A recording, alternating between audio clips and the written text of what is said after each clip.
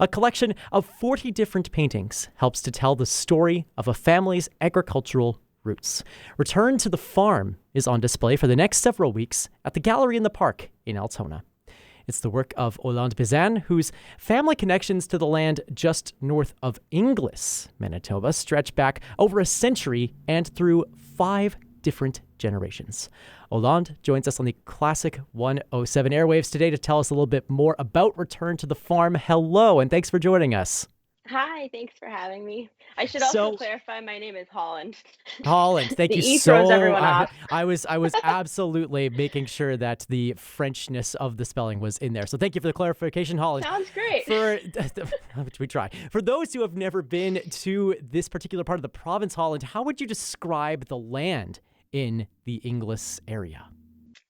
I would say it's like very vaguely hilly. There's a lot of bushes.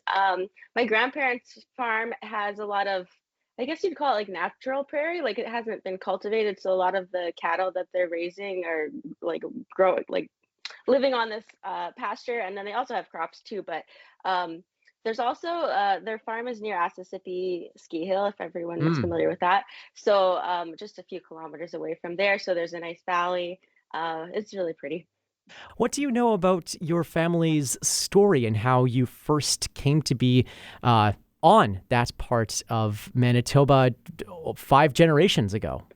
Well, so as far as I know, like a lot of Ukrainians and Romanians were settling in that particular area. And so when my great grandfather came to Canada in 1908, he landed in Montreal and worked out there a little bit, but he had to get there, like to Inglis area, because he had people that he knew who had already established themselves there.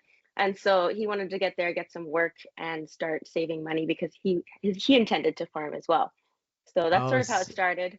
Yeah. okay. So then we fast forward to your generation. What were your experiences like visiting the family farm as you were growing up? Yeah. Like I feel like it was awesome. Like I'd spend every summer there with my cousins. I have 19 cousins. Some are older and some weren't even born when I was like a kid there. But everybody, most of the cousins would spend a lot of summers there, and we would be there together. And I'd also, when I was even younger than that, I lived in Langenburg, Saskatchewan with my mom and Mm. sister, and so I would spend a lot of weekends with my grandparents. But um, it also was like before cell phones and the internet, so it was just really awesome because it was you just immerse yourself in the farm and like you just go outside all day. And I don't know what we got up to, like a lot of nonsense, just wandering around, looking at the cows, um, playing fairies in the trees, like anything. It was awesome.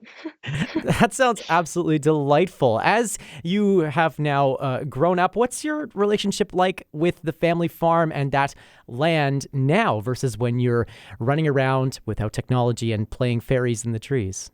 Yeah. Well, it's so refreshing to go back because like living in the city, I feel like I get really distracted by so many different things. So Mm. when I go back, I actually just went back for like a really quick visit. Like I was there for less than 24 hours just to visit my grandma in the nursing home. But yeah, it's nice to go there. You feel relaxed as soon as you go out there. And I also want to acknowledge that I feel really lucky that we can still do that in our family because there's Mm. so many families that had farms. And as families expand and grandparents died, like the farms get sold off, that kind of thing. And so Mm. I'm very lucky that my cousin Ryan, who is living in my grandparents' house, is very welcoming, and he has no problem with us just showing up. Right. Amazing dedication to the family sort of stories all around to keep that sort of Yeah. connection to the farm and to that land alive. Now you've rendered that family experience and that and your all these stories that come with that into your art. What was it like to engage with all of those stories, 5 generations of history through your art? And that strikes me as being a bit of a daunting task when you think of it that way. But what was your approach when you were rendering these stories into your works? Yeah, it feels like a really big subject, and I feel like it's probably one that I'm gonna keep going back to every time I make a new series of art. But Mm. I felt a lot of pressure because it's like, well, like not only are like my dad and his siblings have all these memories there, but like my grandpa, and then and then my cousins. And anyways, yeah, it's a lot. So I basically, around 2020, I took all these photos with my cousin Carmen of the farm, and this was right before Ryan moved in to my Mm. grandparents' home and changed it, which is fine, totally fine. But I just wanted to capture the memories of the farm from my childhood, like before too many changes happened, so that I could just remember it that way. And so a lot of the paintings are based off of photos from that time. And so it kind of, like, some stuff, maybe the grass had grown up where it isn't anymore. Mm. But it was just because there was sort of a lull during that time.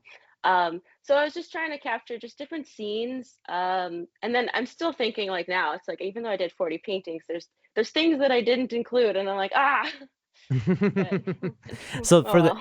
for the next series, as you were saying, as you were capturing this landscape, your family farm and your family stories in your art, was there something, or were there things that you saw in that land, in those stories, that maybe you hadn't considered, or maybe wouldn't have even considered if they were just stories that were going to be shared orally, passed down through the generations just by word of mouth or through language, as opposed to visual art?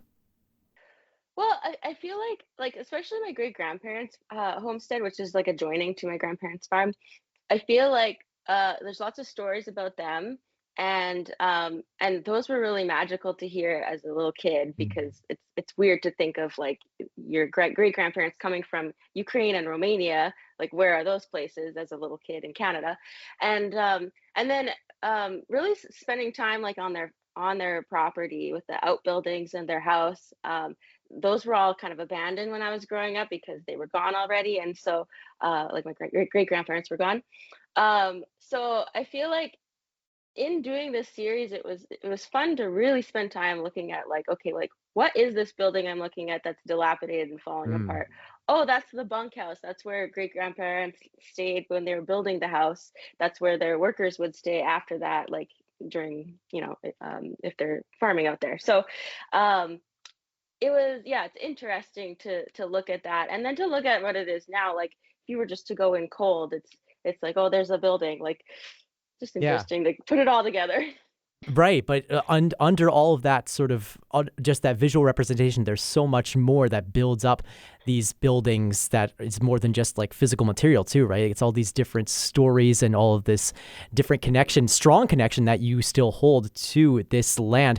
You mentioned earlier on, Holland, that you call Winnipeg home these days. How do you think this work resonates differently between an audience that might see it from here in Winnipeg versus one that will engage with it in Altona at the Gallery in the Park, which has a lot stronger of an agricultural sort of a history to it?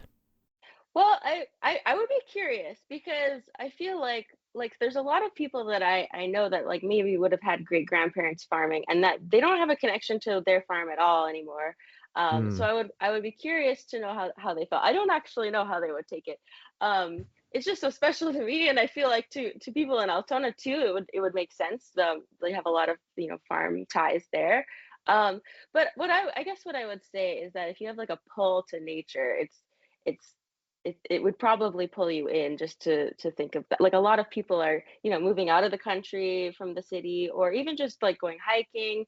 Um, it's it's just nice to be able to look at it from like nature from a different perspective, especially Manitoba. Like, not Yeah. everybody in Winnipeg goes out of Winnipeg, but you really should. There's a lot of interesting things.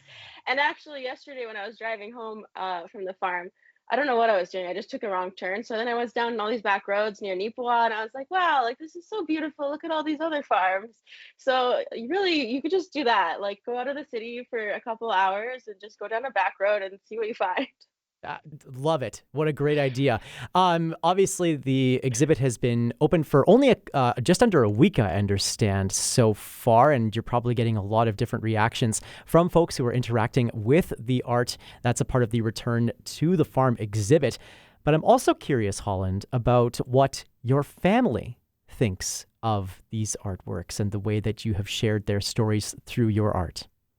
Well, I was really thankful that they came, because, like, I mean, they live all over the place. In Altona, they were like, "Well, that's kind of far," but so many of them actually came out for the opening, and it was really funny because everyone was running around like, "I know where that is. That's so and so's farm. That's this place." And then my husband got this really funny picture of all my uncles and my second cousin like arguing about this one painting and where it was. And so it was fun to watch that, and I feel like that like accomplished one of my like check marks of like making sure that I captured it in their eyes too, as much as I could, because yeah, it's not just my memories, it's quite a Yeah. few people's memories. So yeah, it was really fun, and even actually a lot of people that were there that I don't know that live in Altona came up to me and just talked about how much like certain things brought out memories for them, and it was awesome. It was so exciting. Yeah, resonating across different parts of Manitoba, across different family experiences, and as you alluded to before, with the different, with the changing relationship that people might have to their sort of family farms and the place to where they come from. This maybe is a way to capture that experience for everyone, not even just your own family. Return to the Farm runs until September the 21st at the Gallery in the Park in Altona. More information can be found at galleryinthepark.ca, and we will link to this later on this morning on the Classic 107 website, classic107.com, and on the Classic 107 app. Hollande Bezan, thank you so much for joining us to tell us more about Return to the Farm, and congratulations on this exhibit. Thank you so much.